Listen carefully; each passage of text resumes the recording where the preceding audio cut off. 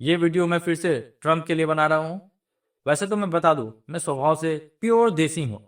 मुझे देसी टॉपिक पे वीडियो बनाने का मन करता है।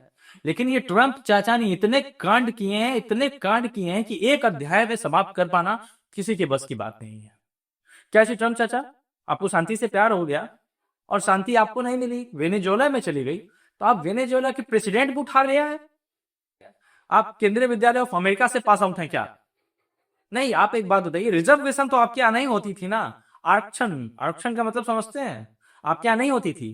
हम लोगों ने उसका दर्द सहा है, वो पीड़ा सही है रिजर्वेशन का।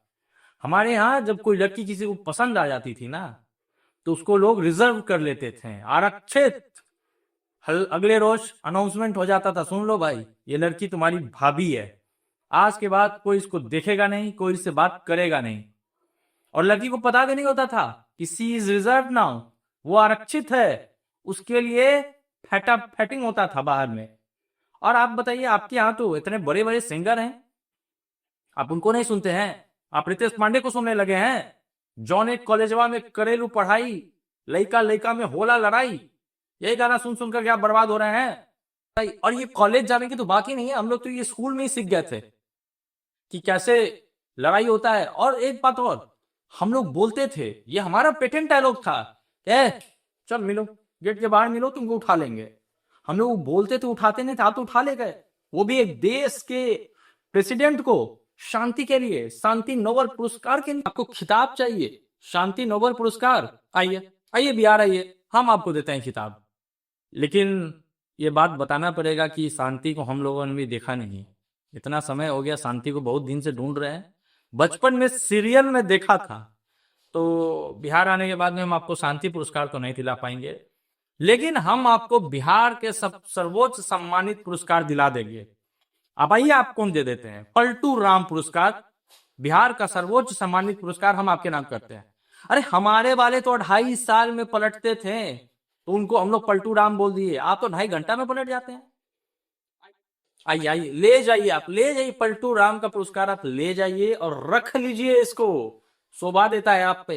2.5 घंटे में पलटते हैं। हमको लगता है पलटू राम का पुरस्कार आपके लिए कम होगा, आपके लिए कोई नया नाम दिया जाए, पेंडुलर। आप तो पलटते रहते हैं 2.5 घंटे। 2.5 घंटे क्या मजाक है? आप पहले कहते हैं हम ईरान से युद्ध जीत चुके हैं, फिर कहते हैं कि 5 दिनों का युद्ध विराम किया जाता है, अभी हम लड़ाई नहीं करेंगे। जब युद्ध जीत चुके हैं तो युद्ध विराम क्यों, सीज फायर क्यों? आप जीत चुके हैं। फिर आप कहते हैं कि आओ पाकिस्तान, मेरी मध्यस्थता करो। अब पाकिस्तान मतलब ये तो फिक्स बात हो गई ना भाई साहब। जो आदमी बकरे को खूब खिलाता है, कभी ना कभी उसको हलाल जरूर करता है। आप पाकिस्तान को मीडिएशन के लिए चुन रहे हैं, और आपकी अमेरिकन गवर्नमेंट अपने डॉक्यूमेंट्स में निकालती है कि अगर अमेरिका को किसी न्यूक्लियर से खतरा है तो वो पाकिस्तान से है। इसका मतलब है कि आज न कल आप बकरे को खिला करके हलाल जरूर करिएगा। और जी शहबाज शरीफ, तुमको क्या चूब मचा था कि तुम सऊदी अरबिया से जाकर के डिफेंस पैक्ट साइन कर लिया? ये तो हमको कॉलेज का वही लड़का याद आ गया जो खुद मार खाता था और दूसरों को बोलता था कि भाई तुम्हें मैं कुछ होने नहीं दूंगा, और अगर कोई तुम्हें मार दिया तो याद रखना तेरा भाई भी जिंदा है। तुम सऊदी अरबिया से क्या सोच करके डिफेंस पैक्ट साइन किया? और क्या लिखा है उसमें, हम जानते नहीं है? उसमें यही लिखा है कि अगर कोई कंट्री आपको मारेगा तो उस कंट्री को जाकर के हम कहेंगे कि हमको भी मार लीजिए, ताकि तुमको मारना तो आता नहीं है। नहीं तो ईरान वाला इतना बम मारा सऊदी अरेबिया पे, तुम क्या कर रहा था? तुम नहीं मारता 2-4 मिसाइल, 2-4 बम मारता, झूठ वाला? क्योंकि तुम सच वाला तो मार नहीं सकता है, और तुमको पीएचडी भी है झूठ बोलने में, तो तुम मार देता झूठ वाला गोला। और तुमको प्रूफ तो देना नहीं है। कोई अगर तुमसे प्रूफ मांगता है कि जनाब जरा बताइए कि क्या प्रूफ है कि आपने मिसाइल मारे हैं, तो आप कहेगा मिसाइल तो हमारे यहाँ से चल गई और जाके फटी है ईरान में, तो आप जाके ईरान में ढूंढिए, वहां का मलबा निकालिए, उस मलबा में कहीं मेड इन पाकिस्तान मिल जाए, तुम बोल देता। लेकिन तुम वो भी नहीं किया, तुम झूठ भी नहीं बोल पाया। खैर, हम तुमको झूठ बोलने का ट्रेनिंग नहीं देंगे, क्योंकि इसमें तुम्हारा पीएचडी से ऊपर का डिग्री है, इसमें हम तुमको नहीं सिखा सकते। लेकिन जब ईरान वाला गोला मारा सऊदी को, तो तुम कहा कि हमने जनाब डिफेंस पैक्ट ये सोच करके साइन किया था कि जब इजराइल वाले आपको मारेंगे तो हम आएंगे आपको बचाने। और अब ट्रंप के कहने पे तुम जा रहा है मध्यस्थता कराने? हैं? ये तो मुझे वही वाला बात याद आ गया। सीखे थे गायकी जिस लड़की को पटाने के लिए, अब आ गया है बुकिंग उसी के शादी में गाने के लिए। तो मतलब जिस कंट्री से लड़ने के लिए, इजराइल से लड़ने के लिए तुम सऊदी के साथ डिफेंस पैक्ट साइन किए, आज तुम उसी कंट्री के पास जाकर के मध्यस्थता कराओगे। चलो मैं तुम्हें एक जियो पॉलिटिक्स की पार्ट बढ़ा देता हूं। जैसे ही तुम इजराइल के पास जाओगे मध्यस्थता कराने के लिए, तुमको मानना पड़ेगा कि इजराइल भी एक कंट्री है। जो कि तुम अभी स्पेशली लिखते हो कि मैं नहीं मानता हूं कि इजराइल एक कंट्री है। तुम जैसे ही इजराइल और ईरान का मध्यस्थता कराओगे, ये बात तुमको मानना पड़ेगा। तुम फिलिस्तीनियों को क्या जवाब दोगे? मैं तो कह रहा हूं, न ट्रंप की दोस्ती अच्छी न ट्रंप की दुश्मनी अच्छी। अगर ट्रंप तुमसे बहुत ज्यादा दोस्ती कर रहा है तो समझ लो बाबू, हलाल तो होना है। और ट्रंप चाचा, आपके कारण आज ये जो वैश्विक एलपीजी का जो दिक्कत आया है, संकट आया है, काहे ऐसे करते हैं? अरे इजराइल को हमास से दिक्कत था, वो गाजा पट्टी को मार मार के धुआं धुआं कर दिया, कहीं कोई दिक्कत नहीं था। ये कतर जो है ना, कतर ये एक ऐसी कंट्री है, ये क्या करता है कि जितने भी आतंकवादी संगठन है सबका हेडक्वार्टर अपने यहां खोल दिया है। जैसे मान लो किसी आतंकवादी संगठन से किसी देश को दिक्कत है और आप चाहते हैं कि हम मंडोली करें। भाई आतंकवादी संगठन ने कुछ आतंक फैलाया है तो उसका कुछ डिमांड होगा, तो कहां से पूरा होगा? कहां आप उससे जाके मिलेंगे? कहां मीटिंग करेंगे? तो सारे आतंकवादी के संगठन का हेडक्वार्टर कतर में है। भाई हमास से उसको दिक्कत था, वो कहा जहां भी हमास दिखेगा हम मारेंगे। वो उठाया, कतर को ठोक दिया।